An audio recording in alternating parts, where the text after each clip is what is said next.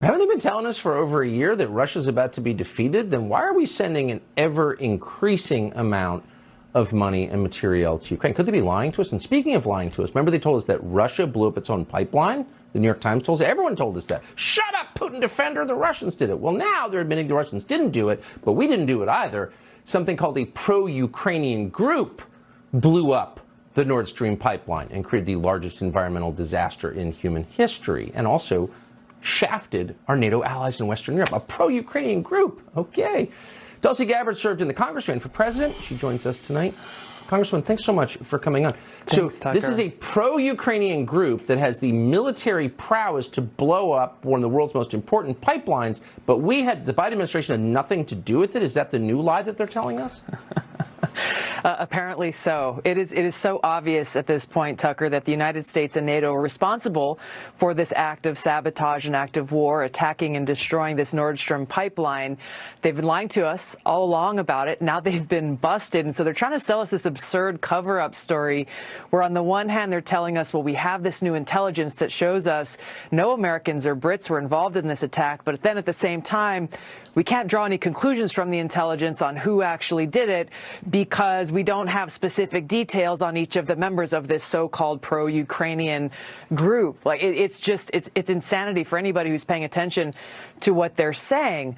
The reality is that they are responsible for this, and there are short-term and long-term serious implications for this action. It sets this precedent, Tucker, for countries like Russia, North Korea, Iran, and China to go ahead and launch these attacks and sabotage against critical infrastructure against other countries like gas pipelines, undersea cables, financial systems, satellites. The list goes on and on. Just imagine the kind of problems, to say the least, that would cause for us, the American people, and for the world.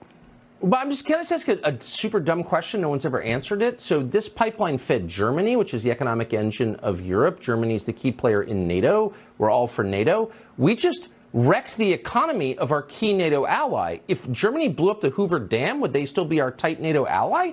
Like, doesn't NATO have to disintegrate after we get caught doing this?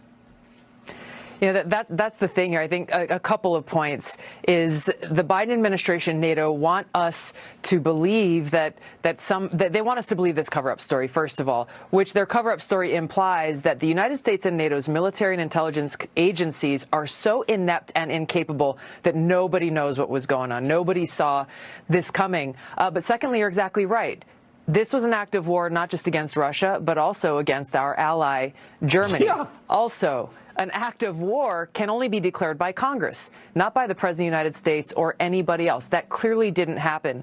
And that's where Biden needs to address the nation, tell us the whole truth about what went down, and Congress needs to exercise its oversight responsibilities to actually investigate this, to tell us the truth, get to the bottom of it, and to hold those responsible accountable.